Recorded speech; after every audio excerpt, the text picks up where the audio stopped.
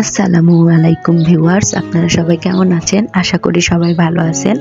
আজকে আমি দেখাবো কিভাবে বাজার থেকে খুব কম মূল্যে 10 টাকা দামের কচু কিনে নিয়ে এসে আমি আজকে কচুর একটা রেসিপি করব। এটা হচ্ছে কচুর ফ্রাই।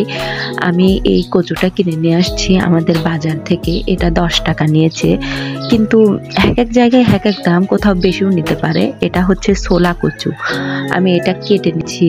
এটা আমি পিস পিস করে কেটে ছিলে নেব ও বানানোর জন্য আমি যে শেপ বা যে মাপে কচুটা বানাবো আমি সেভাবে সুন্দর করে কেটে ছিলে আগে কচুটা ধুয়ে নেব।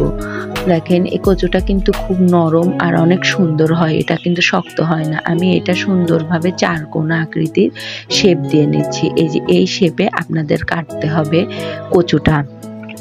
কাটার পর এটা আমি সুন্দর করে ধুয়ে নিব এবং আমি 4 পিস করব জন্য আমি সুন্দর করে 4 পিসই 4 কোনা করে কেটে নিচ্ছি। একটু মোটা করে কাটবেন, যাতে আপনারা কাটার সময় আমি যে ছুরিটা দিয়ে সুন্দর করে কাটবো একদম ঝাঁঝরা করে, সেই শেপটা যেন ভালো হয়। আর এই দেখুন, কাটতে বসে নিচ পর্যন্ত কিন্তু চাকু আসা যাবে না।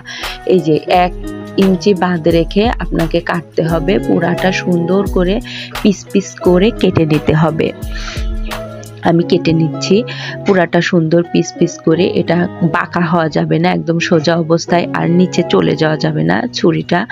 ছুরিটা মাঝেরও একটু নিচে নামবে, নিচে একটু পরিমাণ থাকবে, তাছাড়া এটা খুলে পড়ে যাবে, সুন্দরভাবে কাটা হবে না, আর আমরা যে শেপটা দিতে চাচ্ছি সেটা আসবে না। এরপরে আবার উল্টো দিকে ধরে নিয়ে আমাকে কোনাকুনি ভাবে কাটতে হবে।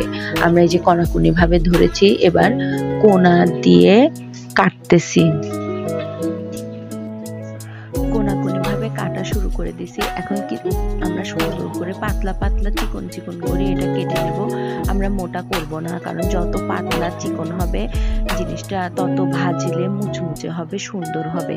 যদিও আমি অত ভালো কাটতে পারি না, আমি যতটুকু পেরেছি সেভাবে কেটেছি। এই যে এবারে টানলে এই যে এরকম আসবে, এত সুন্দর এটা দেখা যাচ্ছে। সামনাসামনি দেখতে আরো সুন্দর। আমি ভিডিওটা অত ভালোভাবে করতে পারিনি। এই যে আমরা সবগুলোই কেটে নিয়েছি, 4 পিসই কেটে নিয়েছি ভাজার জন্য। এখন 4 পিসই রেডি। দেখুন, সবগুলাই সুন্দরভাবে আড়াআড়ি, একবার সমান করে কাটা হয়েছে আর একবার আড়াআড়ি করে কাটা হয়েছে, তাহলে এরকম শেপে চলে আসবে।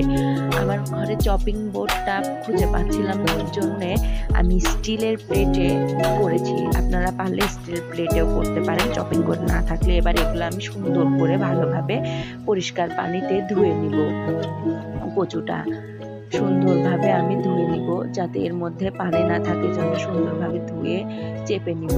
এবার আমি লবণ দিব। লবণ দিয়ে এটা কিছুক্ষণের জন্য আমি রেখে দিব। এরপর আমি বেসনের ব্যাটারটা তৈরি করব। বেসনের ব্যাটারটা তৈরি করতে বেসনের মধ্যে যে সব মশলা লাগে, লবণ পরিমাণ মতো, স্বাদ মতো দিয়ে আমি সব রকম মশলা দিয়ে, অবশ্যই চাট মশলাটা দেবেন, এতে অনেক বেশি স্বাদ হবে।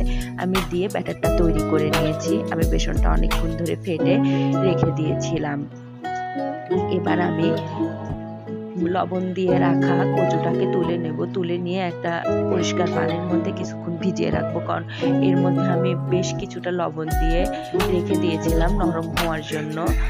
এই জন্য কিছুক্ষণ রাখলে এই লবণটা থাকবে না, পরে আর নোনটা নোনটা লাগবে না। এবার আমি চুলায় তেল দিয়ে তৈরি করে নিয়েছি।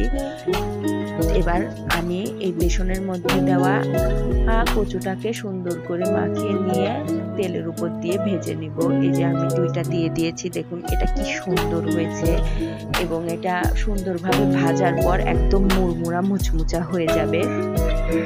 এবার আমি তুলে নিচ্ছি। দেখুন, একদম মচমচা কচু। অবশ্যই লবণ দিয়ে কিছুক্ষণ রাখলে এটা নরম হয়ে যাবে এবং এই মচমচে ভাবটা চলে আসবে ভাজার পরে। দেখুন কি সুন্দর দেখা যাচ্ছে। আপনারা পারলে বাড়িতে ট্রাই করবেন এরকম সুন্দর কচুর বড়া। পরের ভিডিওতে আবার দেখা হবে। আসসালামু আলাইকুম।